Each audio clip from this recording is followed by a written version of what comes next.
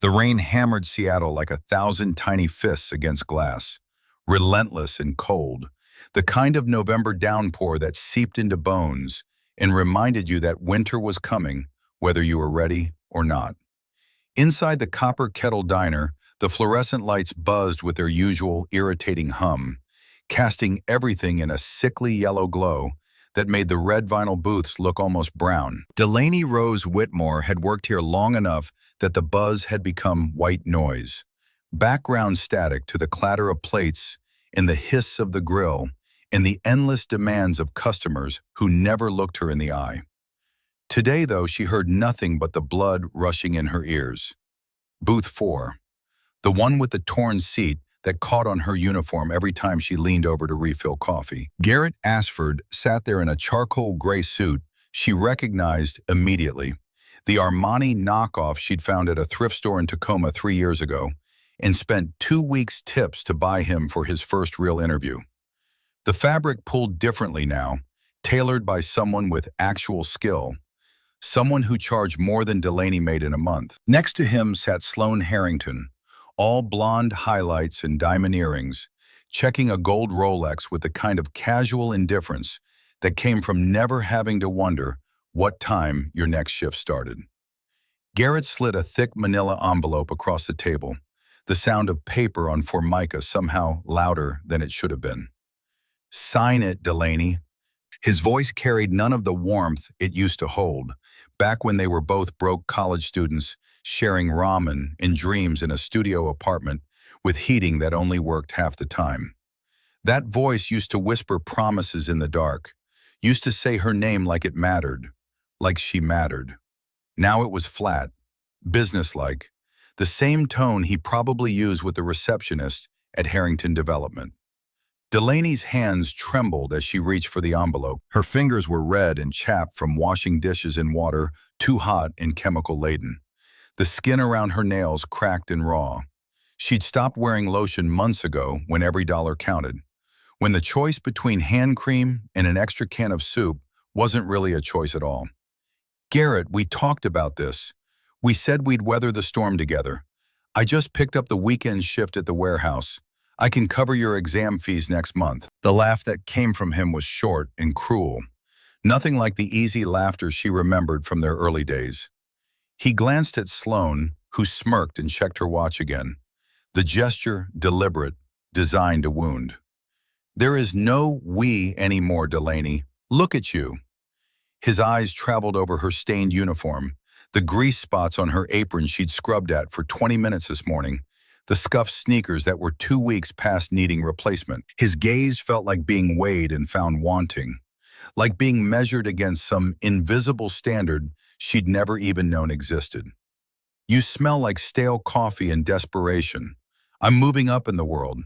Caldwell Harrington offered me a junior partnership at Harrington Development, vice president of acquisitions. Do you know what that means?"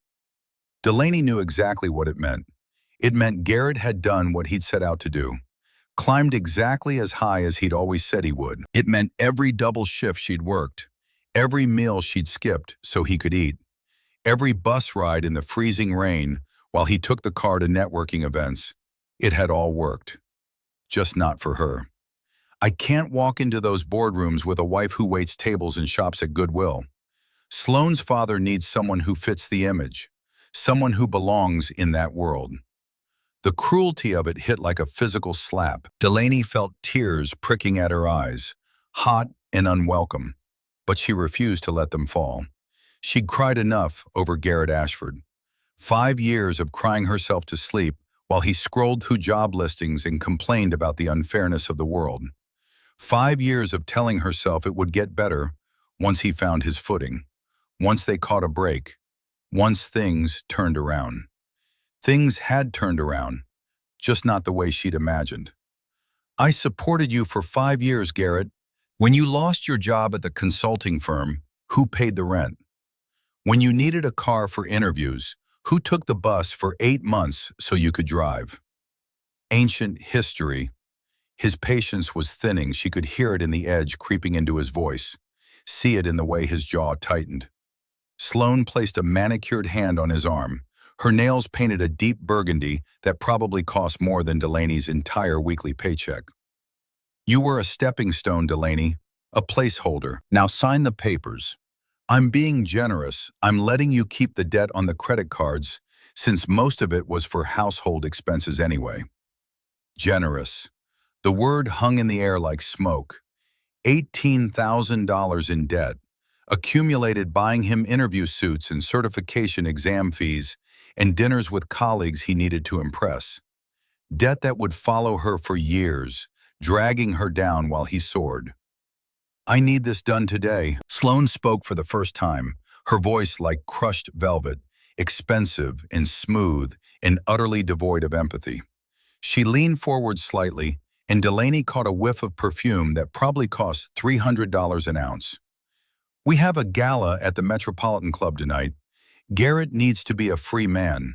Daddy's announcing the partnership, and we can't have any complications." Delaney looked at Garrett one last time, searching his face for any trace of the man she'd married 5 years ago in a courthouse ceremony with 2 witnesses pulled in from the street. The man who'd promised her the world when they were both broke and starving and stupid enough to think love was enough. That man was dead. In his place sat a stranger in a $1,500 suit, a stranger whose ambition had calcified into something hard and cold and utterly unrecognizable. With shaky hands, Delaney pulled the cheap ballpoint pen from her apron pocket, the pen she used to take orders, to write down special requests, to tally tips at the end of her shift. She flipped through the divorce papers without reading them, couldn't bear to see the legal language that reduced 5 years of her life to clauses and conditions and clean breaks. She signed her name on the final page, Delaney Rose Whitmore, not Ashford. She'd never taken his name, some instinct even then whispering that maybe, just maybe, she should keep something of herself separate. Garrett snatched the papers back instantly, not even waiting for the ink to dry. He stood, straightening his tie, the silk one she'd worked doubles for 3 weeks to afford for his 30th birthday, and took Sloane's arm. Together they moved toward the door, but Garrett paused just long enough to pull out his wallet. He extracted a $10 bill, then changed his mind, replaced it with 6 ones, and dropped them on the table. For services rendered, $6. After 5 years of marriage, of sacrifice, of believing in him when he'd stopped believing in himself, he'd reduced her to a $6 tip. The door chimed as they left, letting in a gust of cold November air that smelled like rain and exhaust, and the particular dampness of Seattle in winter. Delaney stood frozen, staring at the 6 bills on the table, until Todd appeared at her elbow. He was in his 50s, graying at the temples, with the permanent stoop that came from 30 years bent over a grill. "Delaney, if you're going to cry, do it in the back. Customers are staring."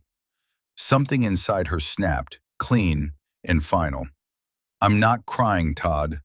Her voice came out stronger than she expected, steel where there'd been only softness before. She untied her apron, the familiar gesture somehow final now, and threw it on the table next to Garrett's money. "And I'm not working. I quit." She walked out into the rain without looking back, without grabbing her jacket from the break room, without caring that she just torched the only source of income she had. The cold hit her immediately, soaking through her thin uniform in seconds. But it felt cleansing somehow, like the rain could wash away the last 5 years if she stood in it long enough.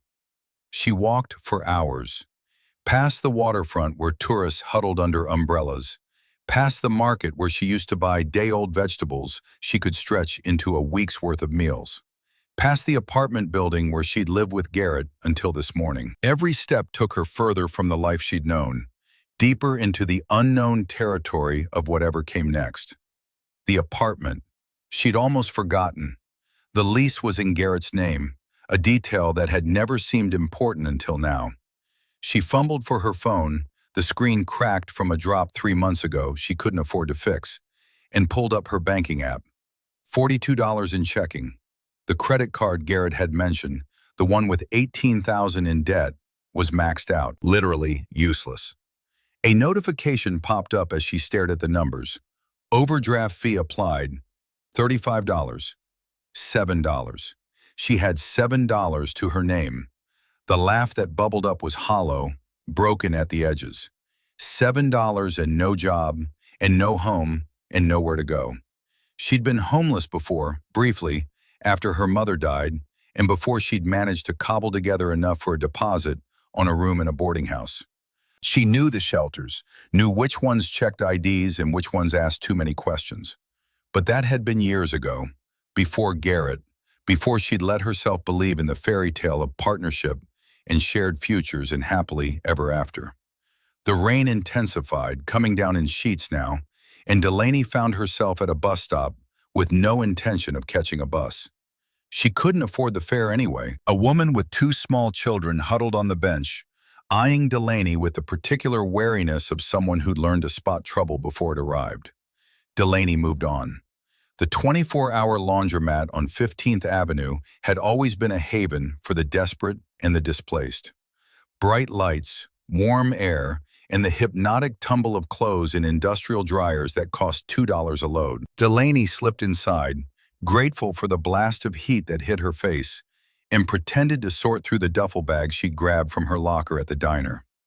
Inside were her spare uniform, a pack of cigarettes she'd bummed from a coworker but never smoked, and a granola bar that had been there since September. An older woman with gray hair and kind eyes looked up from folding towels. "Rough night, honey?" Delaney managed a nod, not trusting her voice. "Dryer in the back left is broken. Runs but doesn't charge. Stay warm." The kindness broke something in her. Delaney made her way to the back, fed her damp uniform into the broken dryer, and sat on the floor with her back against the warm metal. She pulled out the granola bar, her dinner for the night, and ate it slowly, making it last. Around her, the laundromat hummed with late-night activity. A man in scrubs who looked like he just finished a hospital shift. A young mother with a sleeping baby strapped to her chest. A teenager with headphones who was clearly killing time before heading somewhere he didn't want to go. This was her life now. This liminal space between one existence and the next. This waiting room for people with nowhere else to wait. She must have dozed off at some point because she woke to gray morning light filtering through the laundromat's grimy windows. Her neck ached from the angle she'd slept at, and her mouth tasted like pennies in regret. The kind woman from last night was gone, replaced by a bored-looking attendant who didn't give Delaney a second glance. The rain had stopped, at least temporarily, leaving Seattle washed clean and glistening under a sky that promised more storms to come. Delaney made her way to the public library on 4th Avenue, the massive building that had been her refuge during the months after her mother's death. Libraries asked no questions, demanded no payment, offered warmth and Wi-Fi, and the illusion of purpose. She found a computer terminal in the back, away from the security guard's desk, and opened a browser. Women's shelters in Seattle, temporary housing assistance, job listings that didn't require an address or references or anything more than a warm body and a willingness to work. The screen blurred in front of her, exhaustion and despair mixing into something that felt dangerously close to giving up. A shadow fell across her keyboard. Delaney looked up, expecting a librarian ready to kick her out for loitering, for looking too homeless, for taking up space she no longer had any right to occupy. Instead, she found herself staring at a man in his 60s, silver-haired and distinguished in a way that spoke of old money and good tailors. His suit was Brooks Brothers, probably custom, the kind of clothing that didn't advertise itself but simply was. Wire-rimmed glasses caught the library's fluorescent light, and when he spoke, his voice was gentle, almost reverent. "Mrs. Ashford?" The name hit like a punch. She wasn't Mrs. Ashford anymore. Wouldn't be by the time the ink dried on papers Garrett had probably already filed. But before she could correct him, before she could tell this stranger that whoever he was looking for didn't exist, her survival instincts kicked in. "It's Whitmore, Delaney Whitmore. And if you're a debt collector, You're wasting your time. You can't get blood from a stone." The man smiled, and it wasn't predatory, wasn't calculating. It was professional, almost sympathetic, the smile of someone delivering news that would change everything. "I'm not a debt collector, Miss Whitmore. My name is Thaddeus Sterling. I'm the senior partner at Sterling and Associates, based in New York." New York. The word itself felt foreign, a place that existed in movies and other people's lives, but never in hers. Delaney frowned, suspicion warring with curiosity. "I've never been to New York. I don't know any lawyers in New York. I barely know any lawyers, period." Thaddeus Sterling pulled out the chair across from her, the movement unhurried, deliberate. He placed a leather briefcase on the table between them, the kind of briefcase that probably cost more than her mother's entire funeral. "May I?" Delaney nodded slowly, her heart starting to pound in a way that had nothing to do with fear and everything to do with the sense that her life was about to tilt sideways again, that the ground she'd thought solid was about to shift beneath her feet. "Your grandmother died 6 months ago, Miss Whitmore. I've been searching for you ever since." The words landed but didn't quite penetrate. Grandmother. Delaney had never known her grandmother, had been told she was dead long before Delaney was born. Her mother had been adamant about that, had shut down any questions about family history with a firmness that brooked no argument. They had no one, just the two of them against the world. That had been the story Delaney grew up with, the foundation of her entire existence. "My grandmother died before I was born. My mother told me, 'Your mother protected you from the truth,' perhaps to give you a normal life, perhaps because she was estranged from her own mother, perhaps both." Thaddeus opened his briefcase with the kind of care usually reserved for religious relics. He pulled out a file stamped with a wax seal, old-fashioned and official in a way that felt almost theatrical.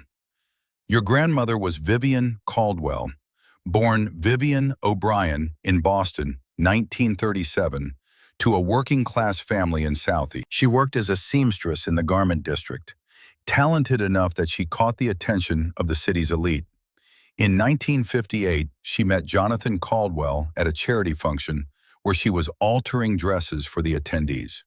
He was a real estate developer, already successful, already building the empire that would eventually control half the commercial properties in Chicago and significant holdings in Manhattan, Montana, and the Pacific Northwest. Delaney stared at him, the words washing over her without quite sinking in. Caldwell. The name was familiar in the way that all great family names were familiar. The kind of name that appeared in business sections and society pages in buildings that dominated skylines. But it couldn't be her name, her family. That was impossible. They married in 1960, scandalous at the time, the working-class Irish girl and the WASP developer. But Jonathan loved her, by all accounts. And when he died in 1982, he left her $50 million and a real estate portfolio that was already substantial. $50 million. The number was so large it became meaningless. Monopoly money, fairy tale wealth. Vivian didn't just preserve what Jonathan built, she multiplied it. Over the next 42 years, she turned $50 million into $1.3 billion through strategic acquisitions, patient development, and an almost preternatural ability to predict market trends. She owned 40% of the commercial skyline in Chicago. She held vast stretches of land in Montana that she'd bought for pennies and sold for fortunes. She controlled premium office blocks in Manhattan that Fortune 500 companies fought to lease. Thaddeus paused, studying Delaney's face with an intensity that suggested he was looking for something specific, some sign of recognition or understanding. She also had a daughter, your mother, Nora. The use of her mother's name, spoken by this stranger in a public library, while homeless people slept in chairs and students typed papers and life went on around them, felt like a violation. My mother never mentioned any of this, never. I believe she had her reasons. From what I've been able to piece together, your mother became pregnant at 18. This was 1996, a different era in some ways, the same in others. Vivian wanted her to terminate the pregnancy, to finish college, to have the life Vivian herself had fought so hard to build. Your mother refused. Delaney's hands tightened on the edge of the table.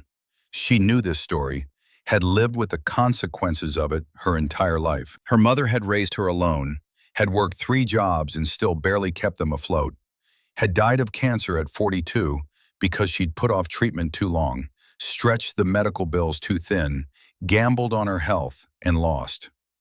Nora ran away, left Boston, changed her name from Caldwell to Whitmore, her father's surname, a man Vivian had dated briefly in her youth.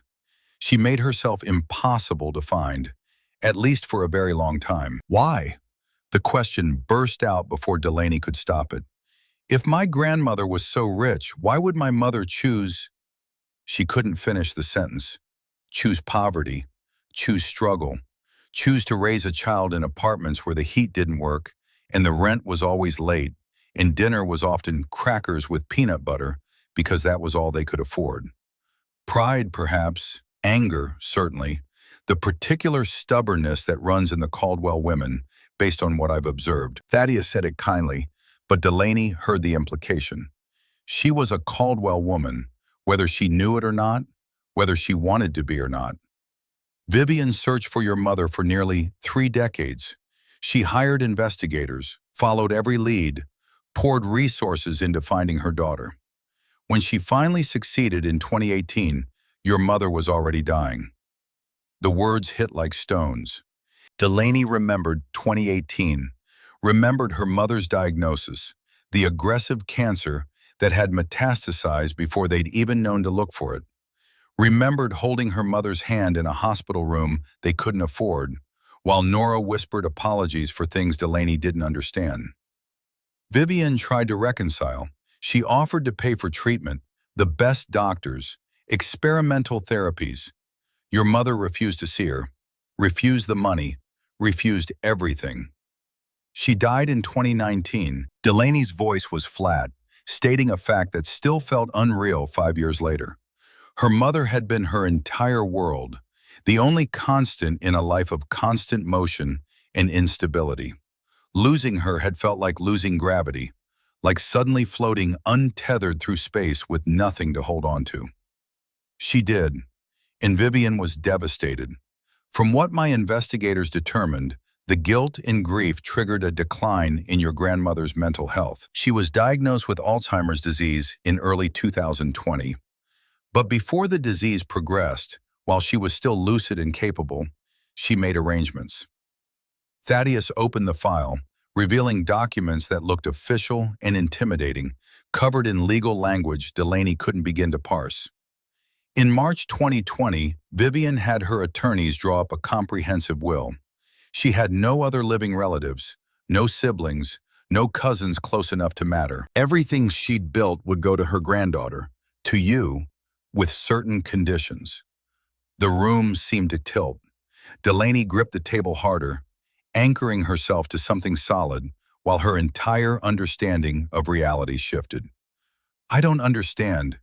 If she died in 2020, she died in May 2024, 6 months ago. The Alzheimer's progressed slowly at first, then rapidly. By 2022, she no longer recognized her own staff. By 2023, she'd forgotten she had a daughter, forgotten she had a granddaughter. She died peacefully, surrounded by nurses she didn't know, in a penthouse overlooking Central Park that she no longer understood she owned.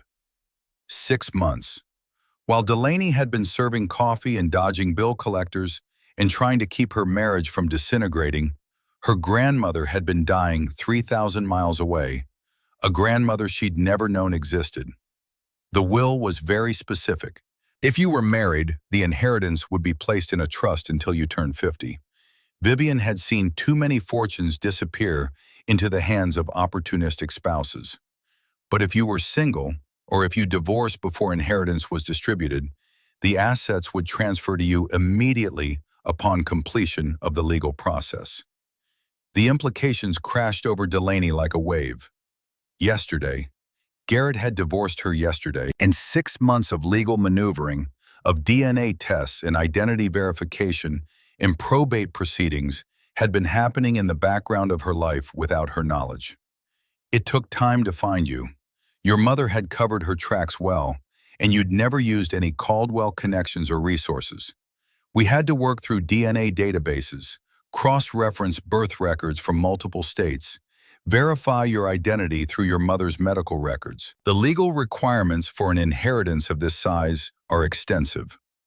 Thaddeus slid a document across the table. It wasn't a bill, wasn't a notice of debt or eviction or final warning. It was a statement of assets, printed on heavy cream paper with a letterhead that read Caldwell Trust in elegant script. As of this morning, following the finalization of your divorce from Garrett Ashford, you are the sole beneficiary of the Caldwell estate. The total value is approximately $1.347 billion, including liquid cash reserves of $80 million available to you immediately. $1,347,000,000. The numbers were so large they became abstract, impossible to connect to actual money, to things she could touch or use or understand. This is a joke. Her voice came out strangled, desperate. This had to be a joke, a scam, some elaborate cruelty the universe was inflicting on her because yesterday hadn't been enough, because she needed to be kicked one more time while she was down. Is this a prank show? Where are the cameras? Thaddeus reached into his jacket and pulled out a card, heavy black metal that caught the light like obsidian. No numbers, no magnetic strip, just a chip, and her name engraved in silver. Delaney R. Whitmore. This is your Centurion card, issued by Caldwell Trust. It's linked to your primary holding account. The current balance is $80,042,718. He said it so calmly, like he was describing the weather, like he was discussing something perfectly normal and not a sum of money that could buy a small city. I have a car waiting outside. A Gulfstream G650 is fueled and ready at Boeing Field. The board of directors of Caldwell Trust is waiting to meet you in New York. They're expecting you by this evening. Delaney looked down at herself. Damp uniform, stained sneakers, hair that hadn't been washed in 2 days because the laundromat didn't have showers. She looked at the card in Thaddeus's hand, black and heavy and impossible. I can't go to New York. Look at me. I look like... When you have $1 billion, Miss Whitmore, you don't look like a mess. You look like you're setting a trend. Thaddeus stood, buttoning his jacket with the ease of someone who'd performed the gesture 10,000 times. But then his expression softened, professional armor cracking just enough to show the human underneath. However, if it would make you more comfortable, I've arranged for a suite at the Four Seasons downtown. A stylist, wardrobe consultant, and beauty team are waiting to prepare you for the flight. You don't have to face the board looking like you've spent the night in a laundromat, even though I know that's exactly what you did. He said it without judgment, simple acknowledgement of a fact they both knew. Delaney found herself standing without consciously deciding to stand, her legs shaky but functional, her mind racing through implications and impossibilities and the sheer, overwhelming weight of information she couldn't quite process. What about Garrett? The question came out before she could stop it, and she hated herself for asking. Hated that even now, even after everything, some part of her was still thinking about the man who'd left $6 on a table and walked away without looking back. Something cold and sharp flickered in Thaddeus Sterling's eyes. There and gone so quickly Delaney might have imagined it.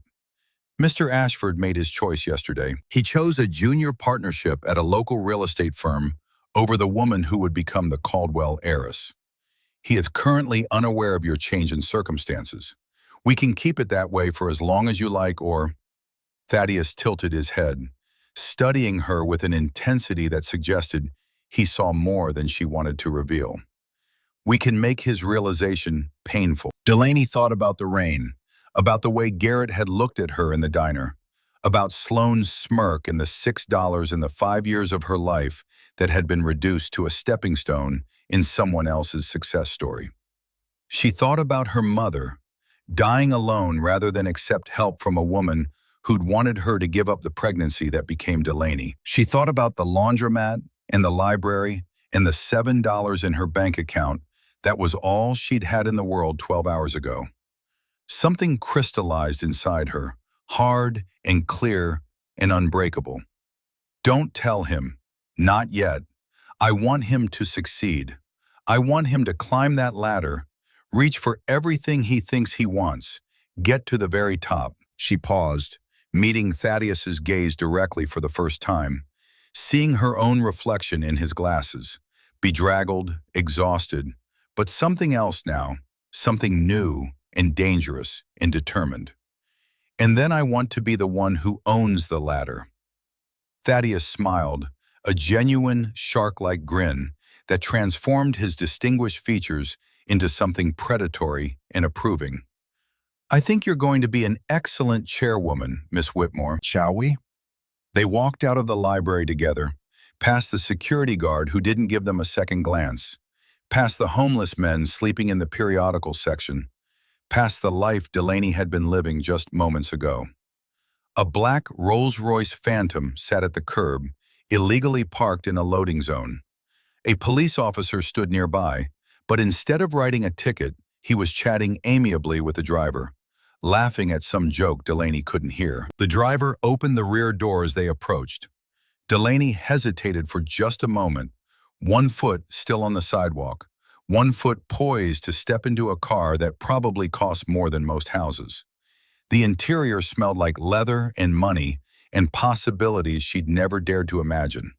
She slid onto butter-soft seats, and the door closed behind her with the solid thunk of German engineering and obscene wealth. Through the tinted windows, she watched the streets of Seattle pass by, the streets she'd walked in the rain just hours ago, the city that had been her entire world until this moment. Thaddeus settled into the seat across from her, pulling out a tablet with smooth efficiency. Where to first, Miss Whitmore? The question hung in the air, full of weight and possibility. Delaney took a breath, tasting air that had been filtered and climate-controlled and bore no trace of grease or rain or desperation. The Four Seasons. And Thaddeus? Yes. Get me the best divorce lawyer in the country. I signed Garrett's papers, but I want to make sure the door is sealed shut before I open the vault. Thaddeus's fingers moved across the tablet screen, swift and sure. Already done. I've retained Harrison and Ford. They specialize in ensuring that agreements, once made, stay made. Mr. Ashford will have no legal recourse, no claim to any assets acquired after the divorce was finalized, which, as of yesterday at 4:15 p.m., means he has no claim to anything you own.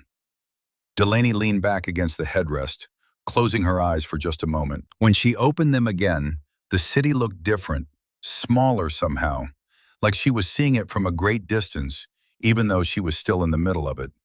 The nightmare was over, but something else was beginning, something that felt dangerous and exhilarating and entirely outside the scope of anything she'd thought possible 24 hours ago.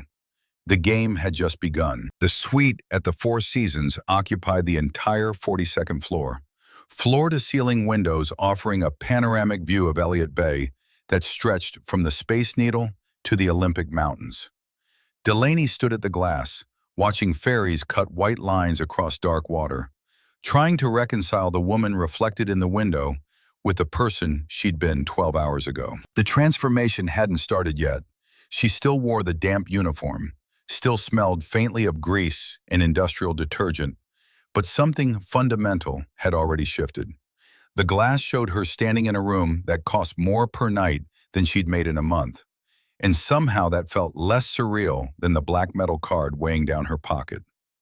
Thaddeus made calls from the suite's secondary room, his voice a low murmur punctuated by the occasional sharp question. Delaney caught fragments, board composition, quarterly reports, asset verification, before a knock at the door announced the arrival of the team he'd promised.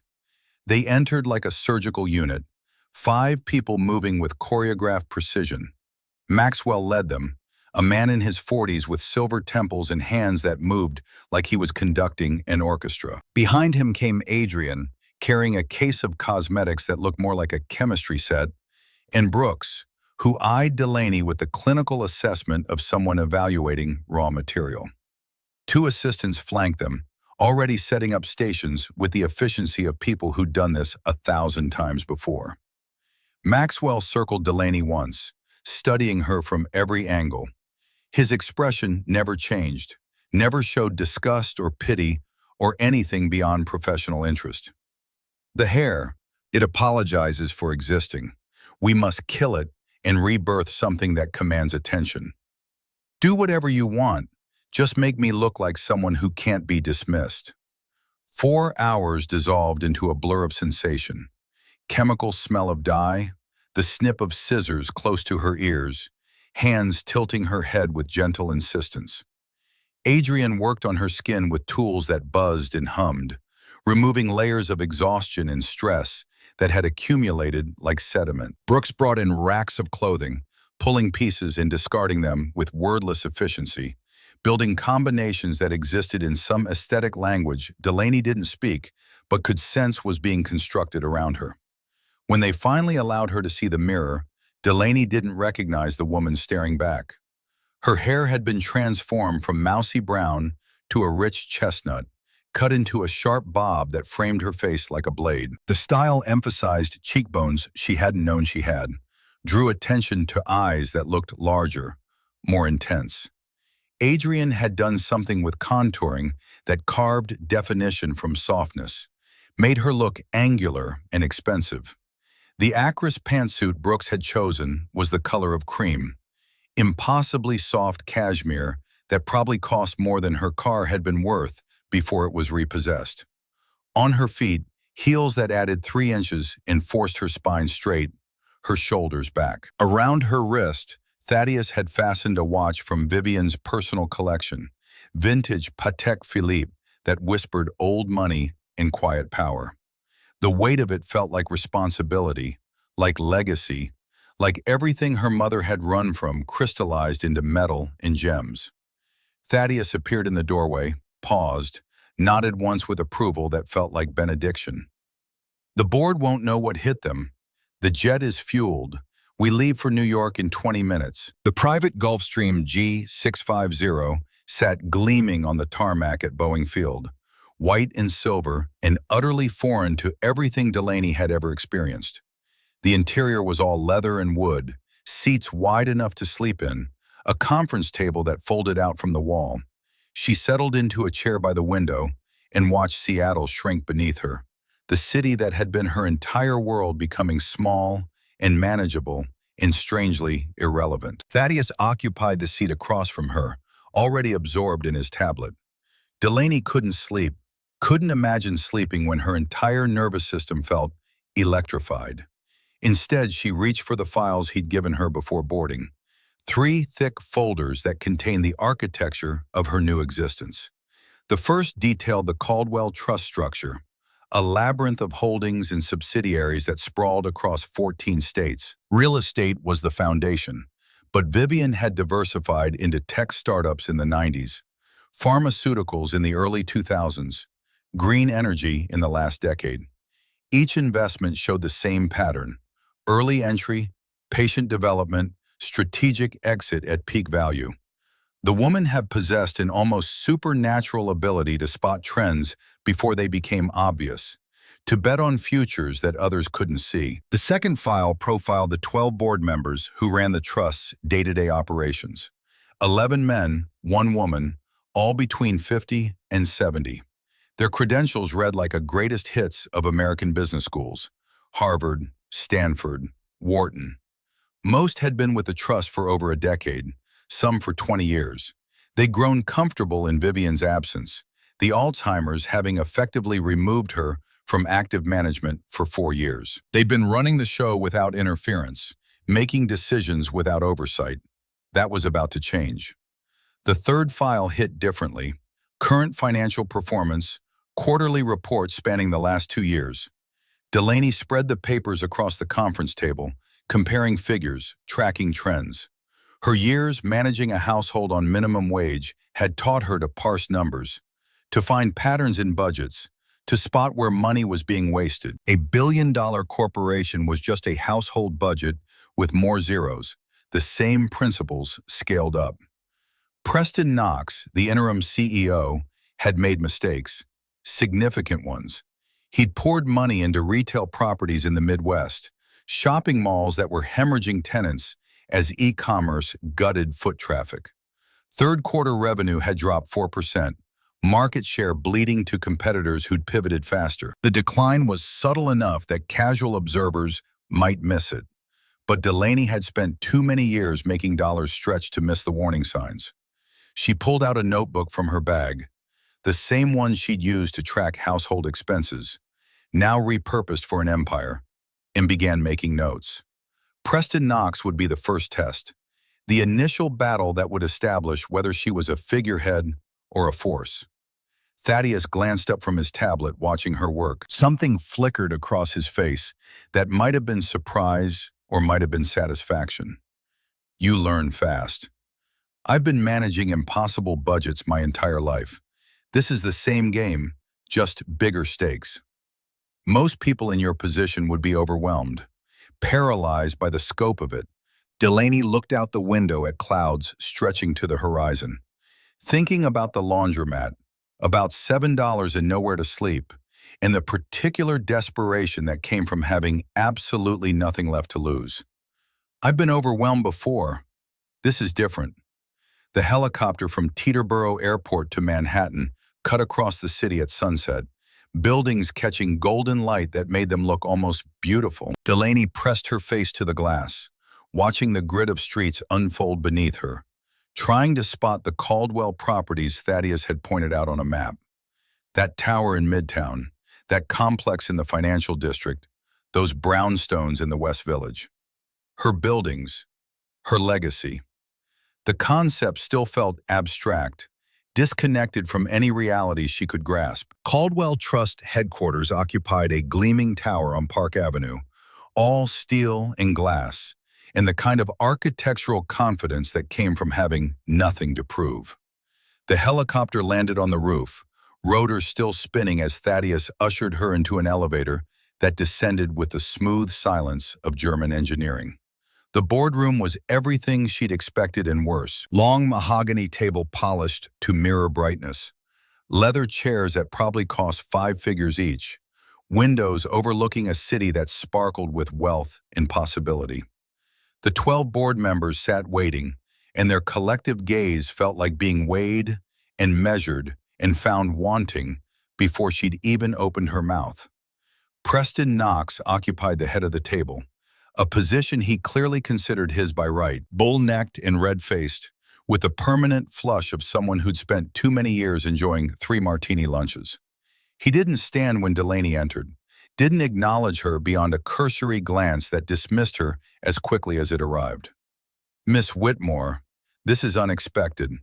We were under the impression Vivian would leave the trust to a charitable foundation, not to an estranged granddaughter with 0 corporate experience. The words landed like stones, each one carefully chosen to establish hierarchy, to put her in her place before she could even attempt to claim one. Delaney felt the old instinct rise, apologize, defer, make herself smaller to avoid conflict. That instinct had kept her alive through years of service work, years of navigating spaces where she didn't belong. But that woman had died yesterday in a diner, drowned in rain and humiliation and $6 on a table. Delaney didn't sit. She walked to the foot of the table, placed her hands flat on the cold wood, and leaned forward. The gesture was deliberate, confrontational, designed to claim space she hadn't been offered. Mr. Knox, I've read the Q3 reports.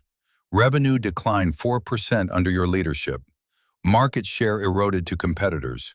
The trust's growth rate has stagnated for 3 consecutive quarters. The room went silent, that particular quiet that came from shock delivered with surgical precision. Preston's face darkened, moving from pink to crimson. That was a market correction, Temporary volatility that was negligence. Delaney let the word hang in the air, sharp and unambiguous.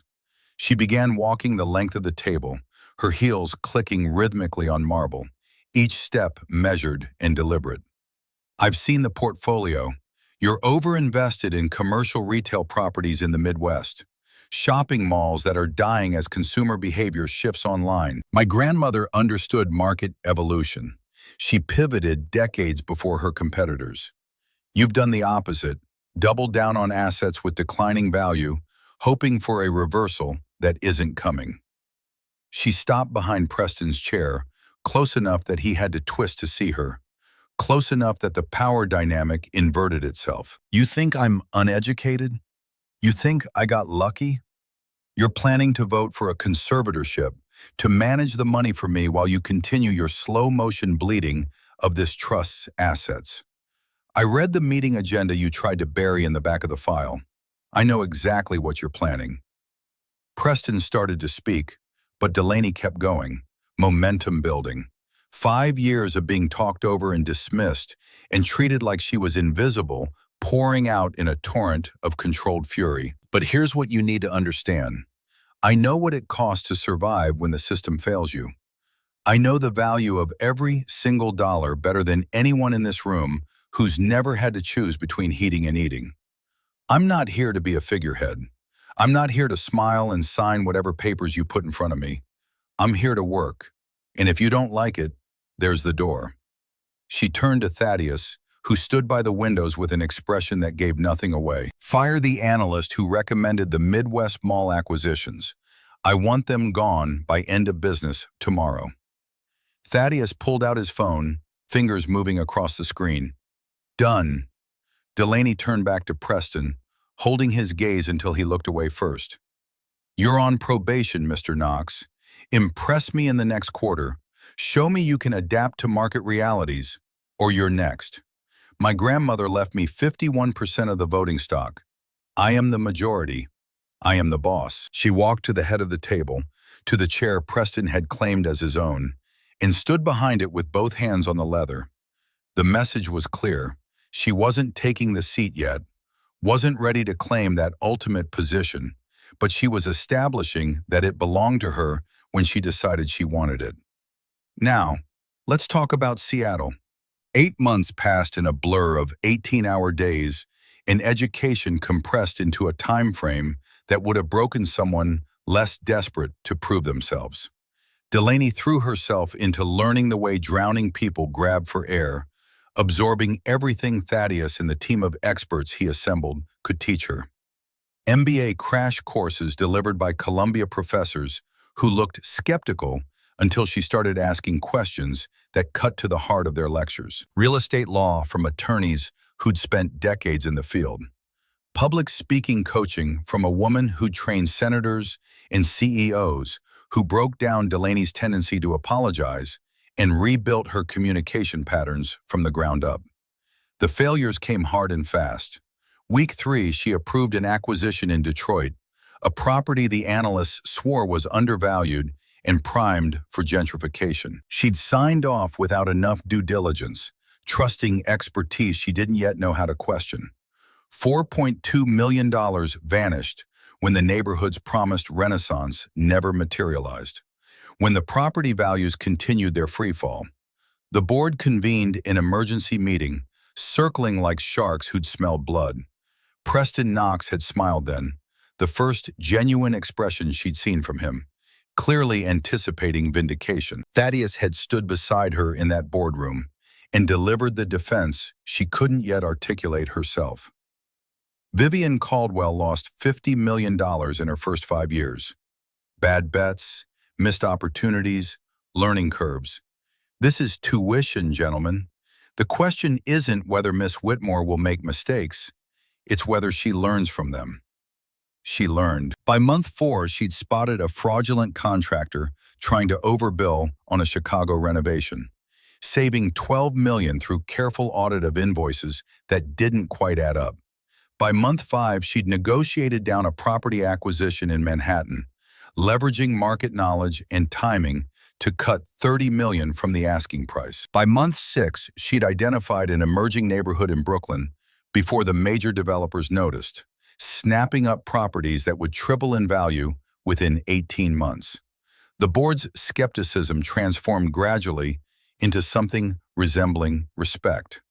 Not all of them, Preston Knox, remained hostile, watching her with barely concealed resentment, but enough that walking into board meetings stopped feeling like combat and started feeling like collaboration. Tobias Grant, the board member who'd been most vocal in his opposition initially, approached her after a particularly successful quarter review.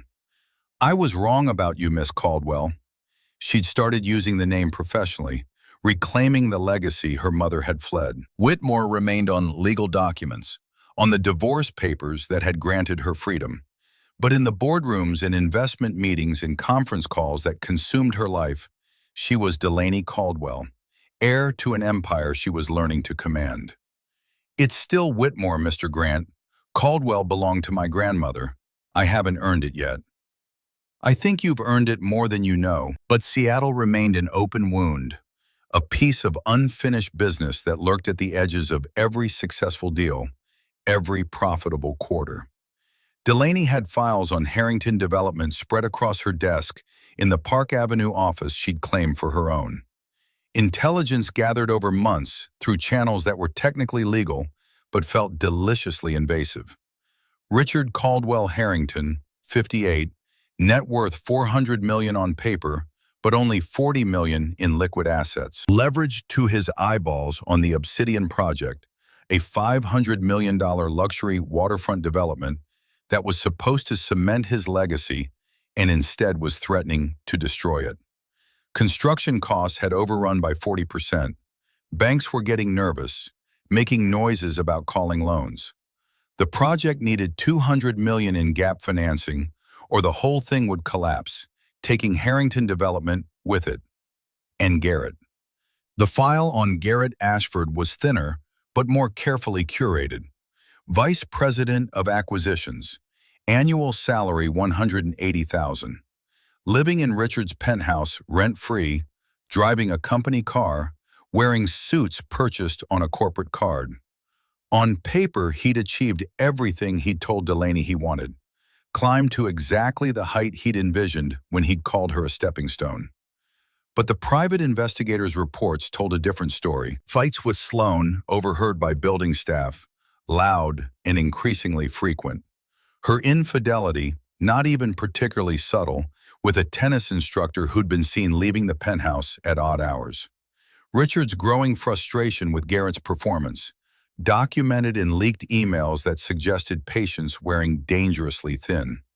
The prenuptial agreement Garrett had signed in his haste to secure the marriage was ironclad. Divorce within 10 years with no children meant he walked away with nothing.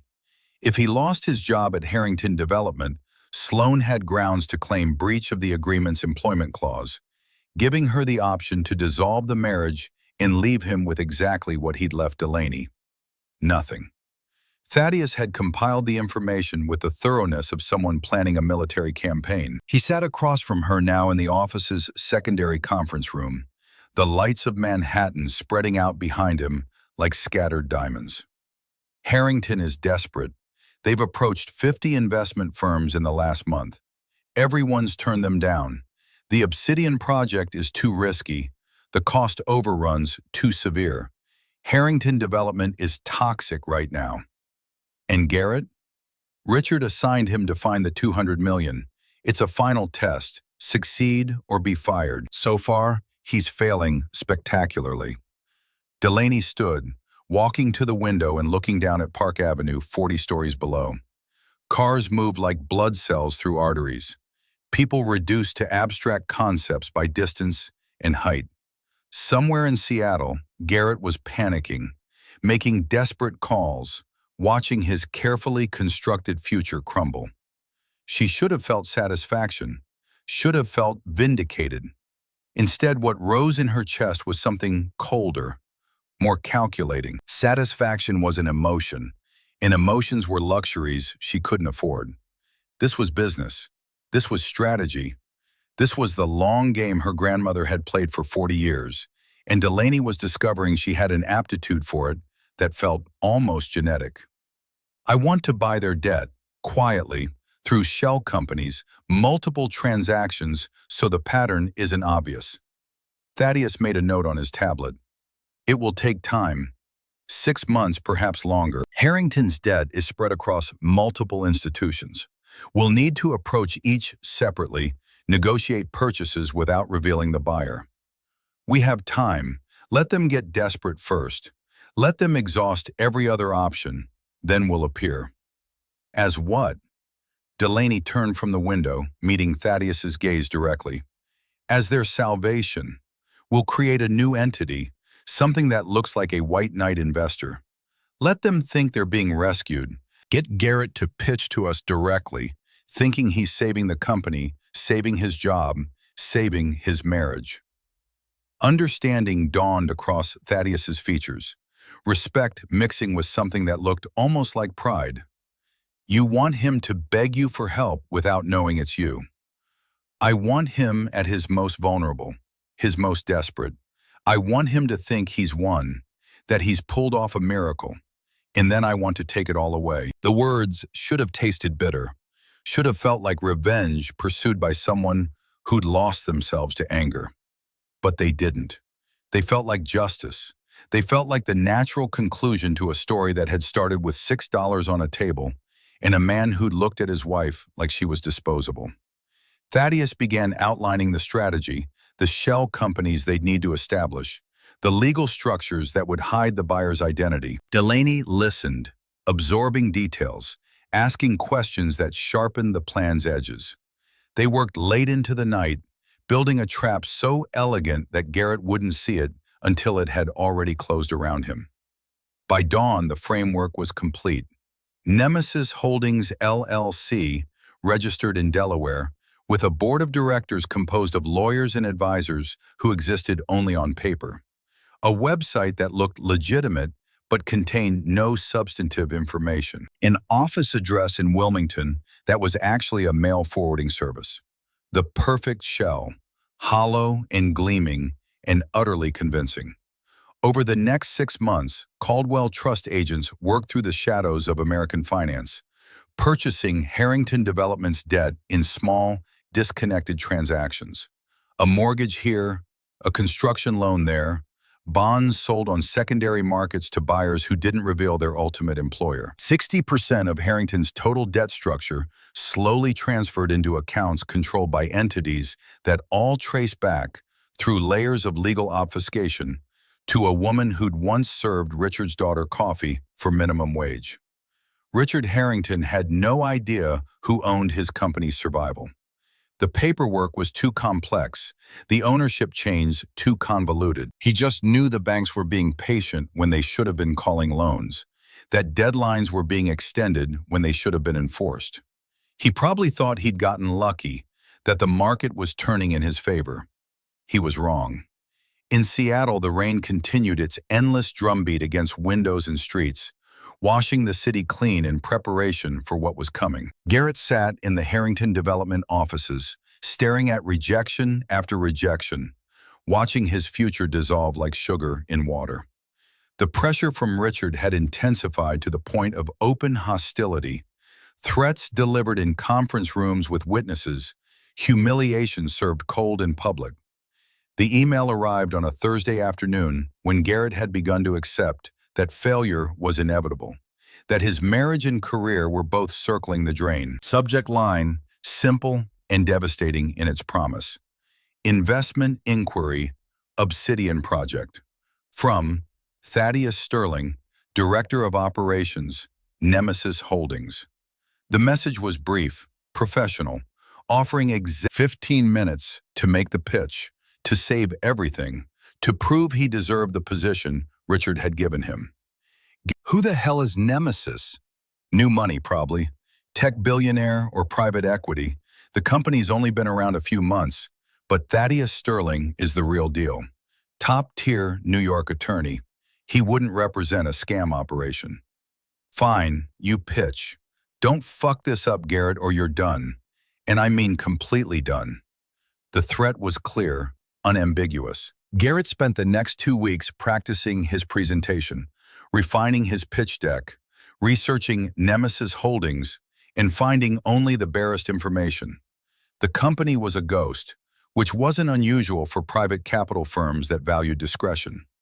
The principal remained unnamed, which also tracked for high net worth individuals who preferred anonymity. What Garrett didn't know, couldn't know, was that 3,000 miles away, Delaney Caldwell sat in a Park Avenue office reviewing every word of his research, tracking his preparation through investigators who'd infiltrated Harrington's IT systems. She watched him practice, saw him sweat, observed the slow dissolution of his marriage through reports that detailed every fight, every cruel word slown through at him, every moment of regret that flickered across his face when he thought no one was watching. Thaddeus had asked once if she wanted to call it off, if the game had gone too far. He's suffering already. His marriage is a disaster. Richard treats him like an indentured servant. You've won without even revealing yourself. Delaney had considered the question seriously, examining her motivations with the same ruthless honesty she applied to financial statements. Was this revenge? Was she becoming the kind of person who inflicted pain for its own sake? But when she closed her eyes, she saw the diner, saw Garrett's face when he'd called her a stepping stone, saw the $6, felt the particular humiliation of being discarded like something broken and worthless. It's not about his suffering. It's about him understanding exactly what he gave up.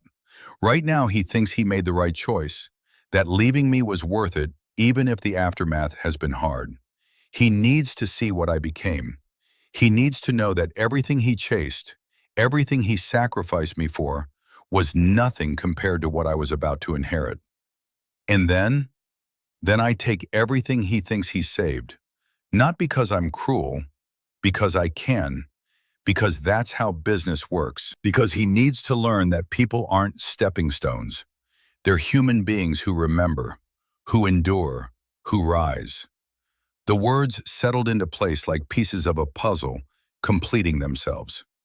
This wasn't personal, even though it had started personally. This was a lesson, a demonstration, a statement about value and worth and the cost of treating people as disposable. The Emerald City Gala approached with the inevitability of a storm system moving across the Pacific. Delaney flew to Seattle 3 days early, taking up residence in the same Four Seasons suite where her transformation had begun 8 months prior. The irony wasn't lost on her, coming full circle to the city that had witnessed her lowest point, returning with power that would have been incomprehensible to the woman who'd spent a night in a laundromat. Maxwell and his team arrived to prepare her for the gala, but the process was different now. She wasn't raw material being shaped into something presentable. She was a weapon being honed for a specific purpose, a tool being calibrated for precision strike. The gown they'd selected was midnight blue, Carolina Herrera, custom fitted to measurements taken a month prior. Backless, floor length, the kind of dress that whispered elegance rather than shouted it. The diamond necklace came from Tiffany's archive, a 1920s Art Deco piece that had been worn by silent film stars and Gilded Age heiresses. $4 million worth of stones that caught light and threw it back, transformed, each facet a tiny prism that announced wealth and taste and the kind of power that didn't need to advertise itself. The mask had been Delaney's idea, a touch of theater that would extend the reveal, draw out the moment when Garrett realized who he was really pitching to. Black lace studded with Swarovski crystals, covering the upper half of her face while leaving her mouth and jaw visible. Enough to obscure identity while maintaining the ability to speak, to watch, to judge. She studied herself in the mirror as Maxwell made final adjustments, seeing not the waitress from the copper kettle, but someone else entirely, someone who'd been forged in crisis and emerged harder, sharper, more dangerous than anyone could have anticipated. Thaddeus appeared in the doorway, immaculate in a tuxedo that probably cost more than most cars. The car is ready. Security is in place. Are you certain you want to do this? I've never been more certain of anything in my life. Once you reveal yourself, there's no going back. The entire Seattle business community will know. It will be news by morning, national coverage by afternoon. Your privacy ends tonight. Delaney turned from the mirror, met his gaze with eyes that had seen the bottom, and climbed back up. Good. Let them know. Let everyone know that the woman they dismissed, the wife who was discarded, the heir who was hidden, let them know she exists. She endures. She wins. The motorcade that delivered them to Chihuly Garden and Glass consisted of 3 vehicles. The Rolls-Royce Phantom in the center, flanked by 2 SUVs carrying security personnel who looked more Secret Service than private contractor. They arrived precisely at 8 o'clock, the time specified in the message to Garrett, the moment calculated to maximize impact. The garden was transformed for the gala, Chihuly's glass sculptures illuminated from within, casting colored shadows across the gathered elite. 400 people, Seattle's power structure made manifest, mingling among art that cost more than most people's houses. Delaney could see them through the car's tinted windows, champagne glasses catching light, designer gowns and tuxedos that represented months of average salaries compressed into a single evening's costume. The car door opened. Delaney stepped out into Seattle air that tasted like rain and opportunity and the particular electricity that came before a storm broke. 4 security personnel formed up around her and Thaddeus, creating a corridor through the crowd that parted instinctively before money and power made visible. Conversations quieted as she passed. Heads turned. Whispers started. Speculation building like pressure in a system with no release valve. Who was she? The mask obscured her identity enough that even people who might have recognized her face were left guessing. The diamonds alone were enough to mark her as significant, the kind of wealth that transcended normal categories and entered the realm of the truly extraordinary. Inside the garden proper, beneath a ceiling of blown glass that looked like frozen ocean waves, Garrett stood with his tablet clutched like a lifeline. She spotted him immediately, his nervous energy visible even from across the room. He wore a Tom Ford tuxedo that fit perfectly, but somehow still looked wrong on him, like he was playing dress-up in someone else's life. Next to him, Richard Harrington radiated the particular anxiety of a man watching his empire balance on a knife's edge. Thaddeus made eye contact with Garrett across the room. Recognition flashed. The attorney from the email. The conduit to salvation. Garrett started forward, then seemed to think better of it, instead waiting for them to approach with a kind of deference that spoke to his understanding of power dynamics. Mr. Sterling, it's an honor to finally meet you. Garrett extended his hand, and Thaddeus shook it with precisely the right amount of warmth, professional but not cold, acknowledging without encouraging. Mr. Ashford, this is the chairwoman of Nemesis Holdings. She prefers to remain anonymous until business discussions are concluded. Delaney let her gaze travel over Garrett slowly, cataloging every detail. He'd aged in 8 months, stress carving lines around his eyes and mouth that hadn't been there before. His hand trembled slightly when he lowered it, adrenaline and pressure combining into physical manifestation. He looked at her with curiosity and calculation, trying to place her, his eyes lingering on the diamonds with the kind of assessment that came from newly acquired understanding of how the wealthy signaled status. Of course, I've prepared a comprehensive presentation. If you'll follow me to the private gallery? His voice cracked slightly, desperation bleeding through professional veneer. Delaney nodded once, the gesture minimal and regal, and followed him through the crowd to a sectioned-off area where privacy and acoustics would allow for actual conversation. The private gallery was smaller, more intimate, with a single Chihuly installation, a chandelier of glass that looked like a frozen explosion, all sharp edges and dangerous beauty. Delaney settled onto a leather bench, posture perfect, projecting the kind of casual confidence that came from knowing you held all the cards. Garrett launched into his pitch with the desperation of a drowning man grabbing for a rope. He showed renders of the Obsidian Towers, talked about luxury waterfront living, and projected returns in market demographics. His voice gained strength as he moved through familiar material, the presentation he'd practiced until it was muscle memory. Harrington Development has been a family company for 3 generations. We built this city's skyline. We understand Seattle in a way outsiders never can. We value loyalty. We value integrity. At the word integrity, Delaney laughed. She couldn't help it. The sound came out low and dry, utterly without humor, and Garrett stopped mid-sentence like he'd hit a wall. Integrity. That's a fascinating word coming from you, Garrett. She used his first name deliberately, intimately, and watched confusion flicker across his features. The mask obscured enough that he couldn't place her, couldn't reconcile the voice, which she'd pitched slightly lower, more controlled, with anyone from his past. I'm sorry, have we met? We have, though you probably don't remember. Men like you rarely remember the people you step on while climbing. Thaddeus stood behind her, a silent presence that radiated contained violence. Garrett glanced at him, then back to Delaney, uncertainty beginning to crack his professional facade. I assure you, I don't.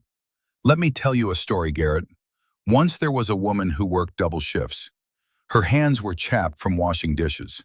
She sacrificed everything for a man who promised her partnership, who swore they were building a future together. She paid his debts. She worked while he studied. She believed.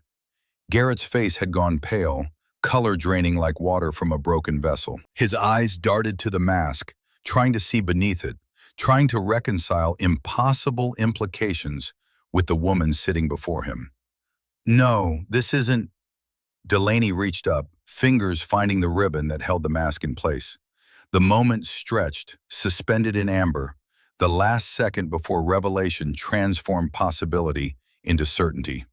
She pulled the ribbon free. The mask fell away. Hello, Garrett. The sound of Garrett stumbling backward echoed through the private gallery, his shoulder colliding with a waiter's tray. Crystal shattered against marble, champagne spreading like a crime scene across polished floor. His face cycled through expressions too quickly to catalog. Shock, denial, calculation, terror, settling finally on something that looked like a man watching his entire world invert itself. This is impossible. You were a waitress. You're nobody. The words came out strangled, desperate, and Delaney let them hang in the air between them for a long moment before responding. She stood, the movement deliberate and controlled, and the midnight blue gown caught light in ways that made the fabric seem alive. I was a waitress, past tense. Now I'm the woman who owns your debt. I hold the mortgage on your father-in-law's company, and I'm the one who decides whether you have employment tomorrow morning. The commotion had drawn attention. Heads were turning, conversation stopping mid-sentence as Seattle's elite sensed blood in the water. Richard Harrington pushed through the gathering crowd, his face already purple with the kind of rage that came from public embarrassment, followed closely by Sloan in a dress that probably cost what Delaney used to make in 6 months.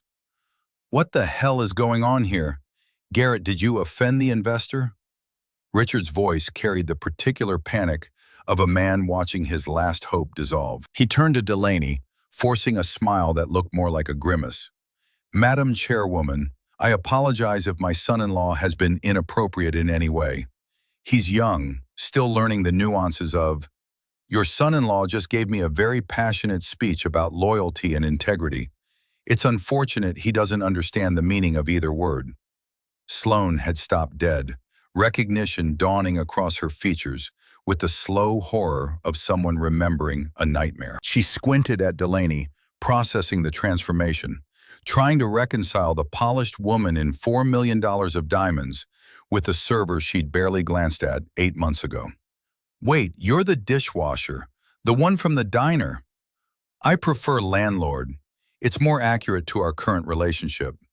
Delaney picked up Garrett's presentation tablet from where it had fallen, the screen still showing projected returns and architectural renders of the Obsidian Towers. She held it for a moment, then dropped it into a nearby trash receptacle with the kind of casual dismissal that communicated more than words ever could.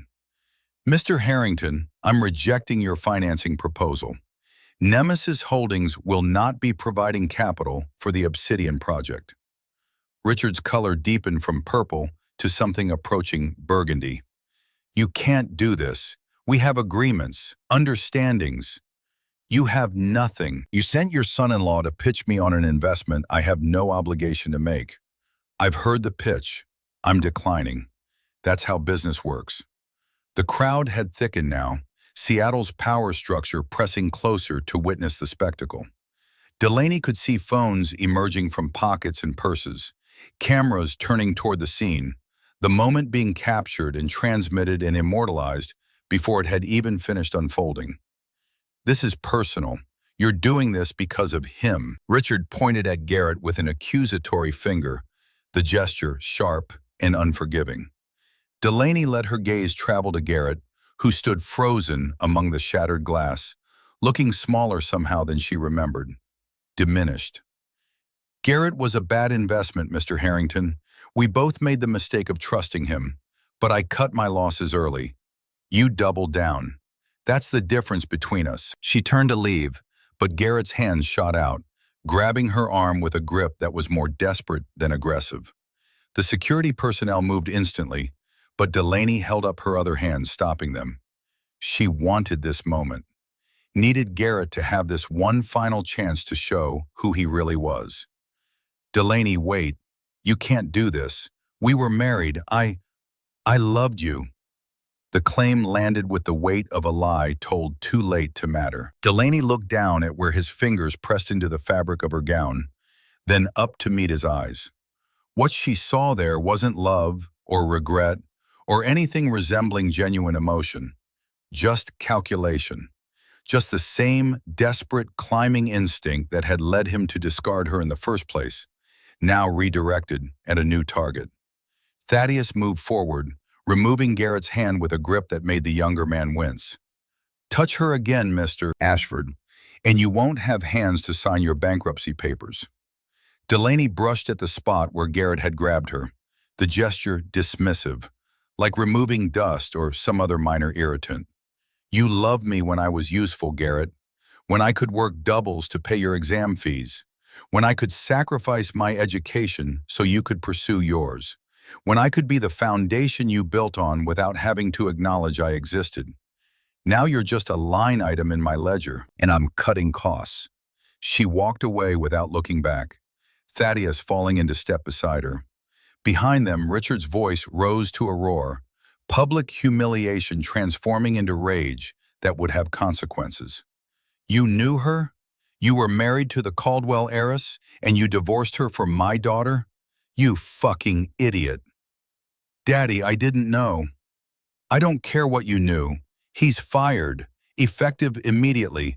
Get him out of my sight. The words followed them into the main gallery, echoing off glass sculptures and marble floors.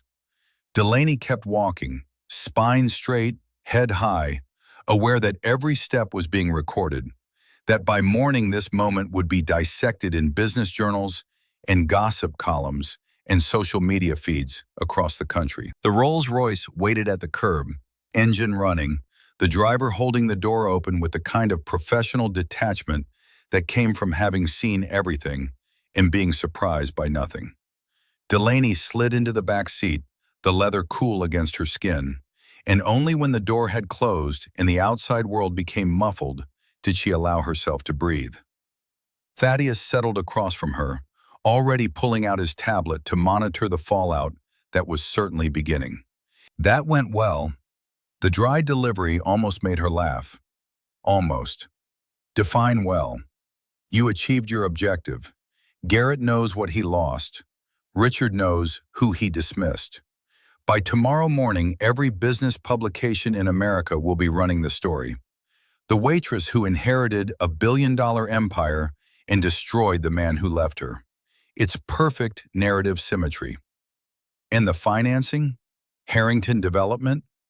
We hold 60% of their debt. They're 3 weeks from defaulting on the next payment. When they do, we can foreclose on the Obsidian project and their entire commercial portfolio. We'll own everything they've built over 3 generations.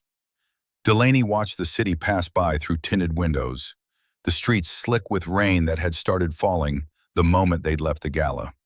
Pathetic fallacy made manifest, the weather reflecting the drama playing out in boardrooms and penthouse suites across Seattle. I want to be there when it happens, when we take it all. That's inadvisable. Let the lawyers handle the foreclosure. You don't need to. I need to see his face. Richard's face.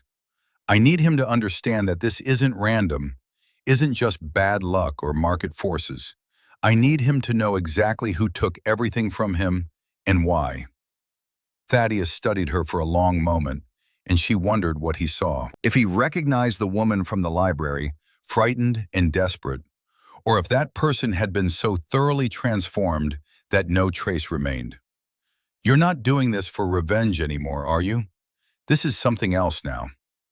Delaney considered the question seriously, examining her motivations with the same ruthless honesty she'd learned to apply to financial statements.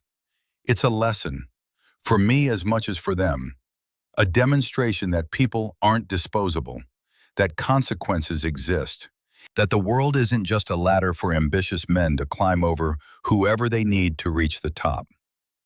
The words settled into the car's interior, heavy and final. Thaddeus nodded once, then returned his attention to the tablet, managing the crisis that was unfolding in real time across digital channels. The fallout came faster than Delaney had anticipated. By the time she returned to the Four Seasons suite, social media was already ablaze with speculation and half-truths and grainy photos taken at the gala. By midnight, the first legitimate news outlets had picked up the story. By dawn, it had gone national. Mystery heiress unmasked, the waitress who bought the skyline. Seattle Times. From poverty to power, inside the Caldwell Trust succession. Wall Street Journal. Billionaire's revenge. How one woman destroyed her ex-husband's empire. Bloomberg. The headlines transformed her into a character, a protagonist in a story that had already been simplified and mythologized beyond recognition. They missed the complexity, the years of struggling, the particular desperation that came from having nothing and nowhere and no one. They reduced it to a fairy tale, rags to riches, wronged woman gets justice, the American dream with a feminist twist. But they got the essential facts right. Delaney Caldwell, née Whitmore, 28, heir to a $1.3 billion real estate empire, married for 5 years to Garrett Ashford, divorced 8 months ago. The timing of the inheritance, the connection to Harrington Development, the public confrontation at the gala, it all added up to a narrative too perfect to resist. Garrett's name was everywhere, his professional history excavated and analyzed. The thrift store suit Delaney had bought him became a symbol, proof that she'd supported him while he climbed. The $6 tip wasn't public yet. Delaney had kept that detail private, but everything else was fair game. Her phone, a new device with a number only a handful of people knew, buzzed constantly with requests. Interview offers from major networks, profile pieces from magazines, speaking invitations from conferences and universities. She ignored them all, focus narrowing to the singular task ahead. 3 days after the gala, she sat in the boardroom of Harrington Development's headquarters, 40 stories above Seattle, waiting for Richard to arrive. The room was designed to intimidate, floor-to-ceiling windows, a table that could seat 20, art that probably cost more than the building's annual operating budget. But Delaney had spent 8 months in rooms like this, had learned that expensive furniture was just furniture, that power came from leverage rather than interior design. Richard entered looking like he'd aged a decade in 72 hours. His suit was rumpled, his tie askew, and the flush that seemed permanently etched into his features had deepened to an unhealthy shade that suggested blood pressure medications weren't keeping pace with stress. His attorneys flanked him, 3 men in their 50s who radiated expensive legal education and the kind of confidence that came from usually winning. They didn't look confident now. They looked like people who'd realized too late that they'd walked into an ambush. Miss Caldwell, this meeting is unnecessary. We can resolve the financing situation through our respective legal teams. Thaddeus remained standing, positioning himself by the windows with the casual authority of someone who owned the room, regardless of whose name was on the deed. Mr. Harrington, you defaulted on your bridge loan payment yesterday. Nemesis Holdings, as the primary debt holder, is exercising its right to foreclose on the Obsidian project and your company's commercial portfolio to recoup losses. One of the attorneys opened his mouth to object, but Thaddeus continued, his voice carrying the particular weight of inevitability. We hold 62% of your outstanding debt, acquired over the past 6 months through 14 separate transactions across 7 states. The paperwork is complex, deliberately so, but it's all legal and properly documented. You borrowed money, you failed to repay it. That's the transaction. Richard's fist hit the table hard enough to rattle the water glasses. You can't do this. This company has been in my family for 3 generations. My grandfather built half this city. We made Seattle what it is. Delaney finally spoke, her voice quiet but carrying perfectly in the acoustically engineered space. And I'm sure he's very proud of how you're managing his legacy. Over-leveraged on a vanity project, bleeding market share to competitors, making personnel decisions based on who your daughter wanted to sleep with rather than actual competence. The words landed like precision strikes. Richard's attorneys shifted uncomfortably, recognizing truth when it was delivered with surgical accuracy.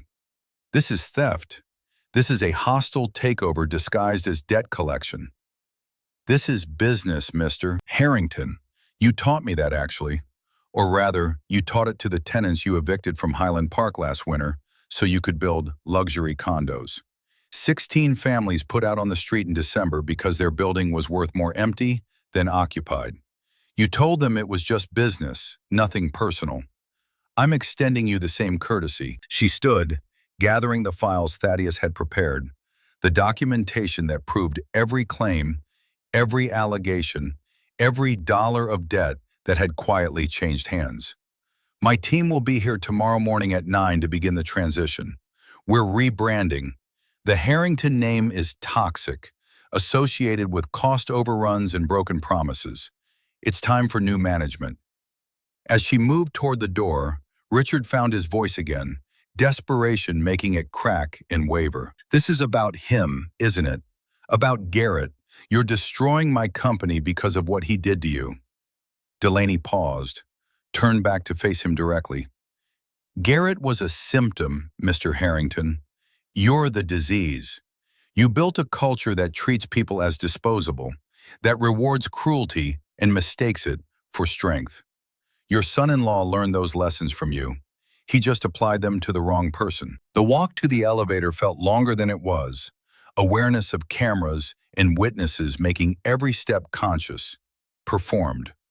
But when the elevator doors closed and she was alone with Thaddeus, descending 40 floors back to ground level, something that had been held tight inside her chest finally loosened. How do you feel? Thaddeus asked it carefully, like he was handling something fragile. And maybe he was. Delaney considered the question seriously, examining the hollow space where satisfaction should have been. Empty. I thought it would feel different, better. Revenge rarely does. That's why the wise avoid it. This wasn't revenge. Then what was it? Justice, a rebalancing, proof that actions have consequences, even for people who think they're above them. The elevator opened onto a lobby where security was already moving to escort them out. Word had spread fast. Harrington Development's impending collapse was public knowledge now. Stock price in freefall, employees updating resumes, vendors calling in outstanding invoices before the bankruptcy made them worthless. Outside, the Rolls-Royce waited, but Delaney found herself hesitating. Across the street, she could see a coffee shop, the kind of place she used to frequent when she could afford a $2 drip coffee as a luxury. Through the window, a waitress moved between tables, her movements efficient and practiced, her smile professional, but tired. I want to do something. With the Harrington assets, with the Obsidian project, something that matters. Thaddeus followed her gaze, understanding dawning. You want to build something. I want to prove you can do business without destroying people, that you can be successful without treating employees as expendable, that there's another way. The idea had been forming for weeks, crystallizing through conversations with architects and urban planners and housing policy experts. The Obsidian project's waterfront location was valuable, the kind of real estate that could command premium prices if developed as pure luxury. But it could also be something else, something revolutionary. Over the next 3 months, Delaney threw herself into reimagining what had been Richard's vanity project. The design evolved through dozens of iterations, balancing financial sustainability with social impact in ways that made traditional developers uncomfortable. The final plan transformed the Obsidian site into something unprecedented in American real estate. The bottom 15 floors would house subsidized apartments for service workers, teachers, nurses, firefighters, and yes, waitresses. Market rate units based on income, quality construction with amenities that match the luxury floors above. The upper 75 floors would lease to tech companies and financial firms at premium prices, their rent subsidizing the housing below. Wall Street analysts called it financial suicide. The same voices that had questioned Delaney's competence 8 months ago now insisted she was throwing away guaranteed profits on social engineering that couldn't possibly work. She proved them wrong.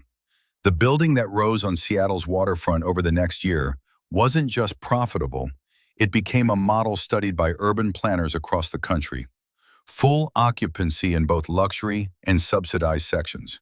Waiting lists for apartments. Tech companies fighting to lease office space in a building associated with innovation and social responsibility rather than exploitation. Delaney named it the Vivian Tower, honoring the grandmother she'd never known, but whose legacy she was learning to carry.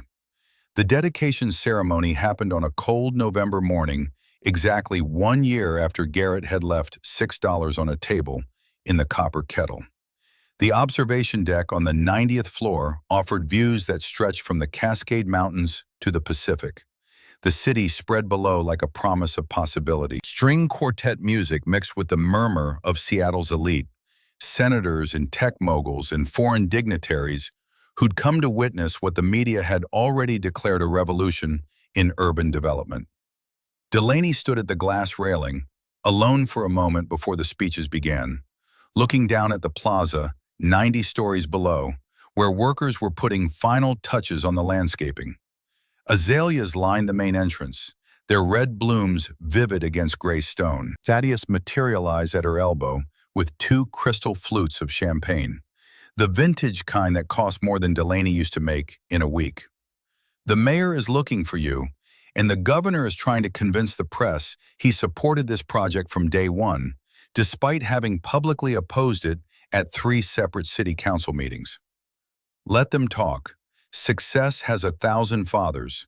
I remember who stood by me when this was just blueprints and a hole in the ground. She accepted the champagne, took a sip that tasted like victory, cold and sharp, and somehow less satisfying than she'd imagined. Is the St. Clair estate finalized? Richard Harrington had declared personal bankruptcy 6 months ago, the foreclosure completing a financial collapse that had been total and devastating. He'd moved to Florida, to a 1-bedroom condo that represented the entirety of what he'd salvaged from 3 generations of wealth. The Harrington name had been scrubbed from Seattle's skyline, erased as thoroughly as if it had never existed. Signed this morning, Harrington Development is now a subsidiary of Caldwell Trust. We've renamed it Cascade Properties. Clean slate, new management, focus on sustainable development. And the other matter? Thaddeus paused, choosing his words carefully. That's a more delicate situation. We contracted Greenleaf Landscaping for the exterior work. They specialize in hiring workers with difficult employment histories, people who've been blacklisted from corporate positions. It's a good company, does solid work, gives second chances. Delaney could feel where this was going, her pulse quickening despite herself. Mr. Ashford is currently employed by Greenleaf, has been for 7 months. He's part of the ground crew working on the plaza. In fact, according to today's schedule, he's currently planting the azaleas at the main entrance. The information landed with unexpected weight. Delaney had known, abstractly, that Garrett was struggling. The annulment Sloan had filed came through in record time, the prenuptial agreement enforced with ruthless efficiency. No alimony, no assets, no severance from Harrington Development. His reputation in Seattle's business community had been demolished so thoroughly that even entry-level positions at mid-tier firms were closed to him. But knowing he was here, 90 stories below, literally working on the grounds of a building she'd built from the ruins of his father-in-law's empire, that knowledge hit differently than abstract awareness. Does he know that this is my building? Your name is on everything from the dedication plaque to the letterhead. He knows. Delaney moved to the railing, looking down at the plaza far below. From this height, people were abstract concepts, specks moving with purpose she couldn't discern. She tried to identify which speck might be Garrett, which ant in the organized colony was the man who'd called her a stepping stone. Do you want me to have him removed? Security can escort the landscaping crew off-site before the press goes down for the plaza ceremony.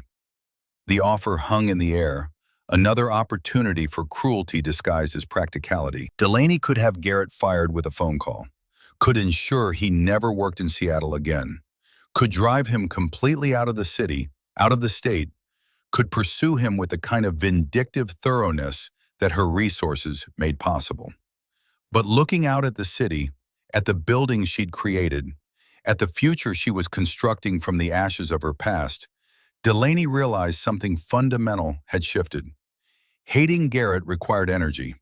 Punishing him required attention. Continuing to engage with the man who'd discarded her meant giving him space in her thoughts, in her life, that he simply didn't deserve.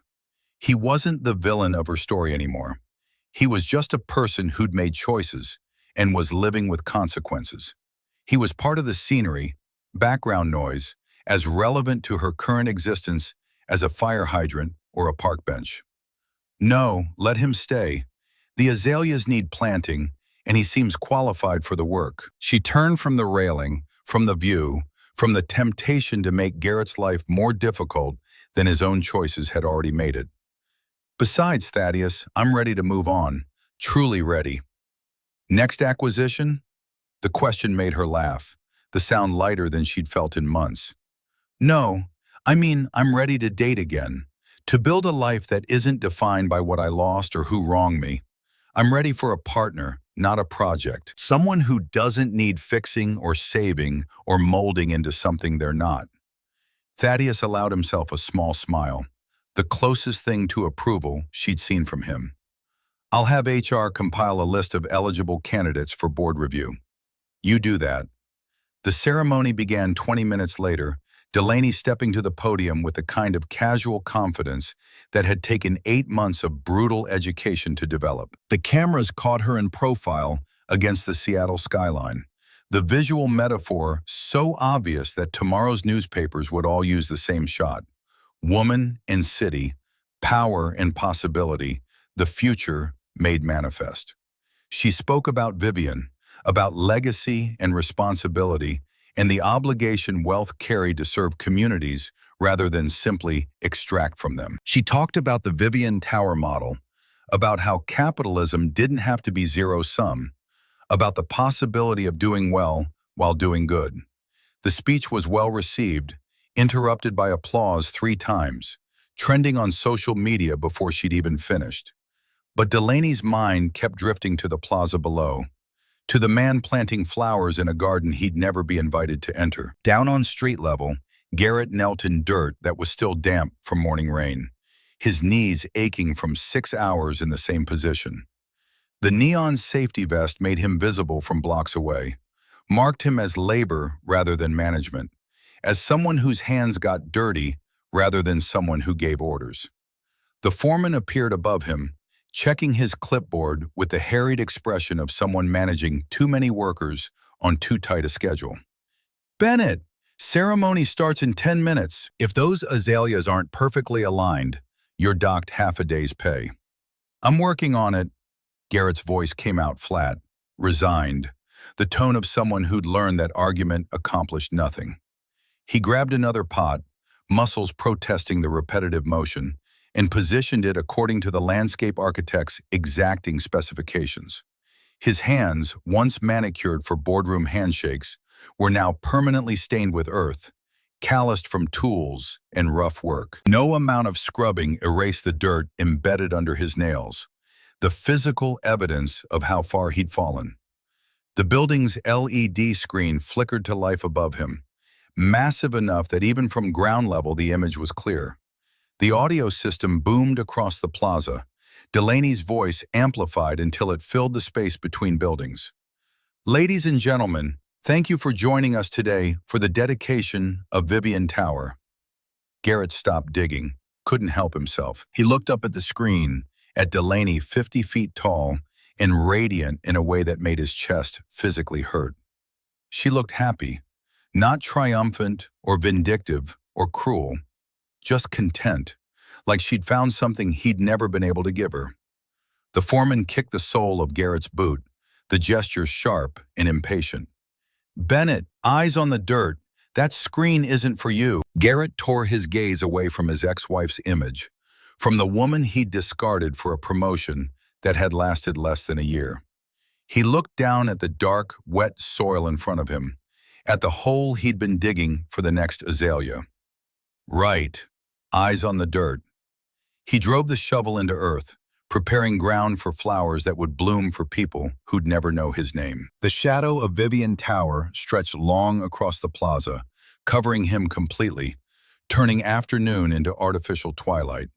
90 stories above, Delaney finished her speech to sustained applause.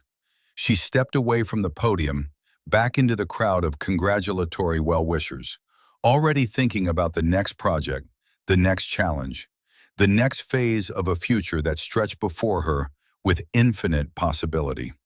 She didn't look down again, didn't need to.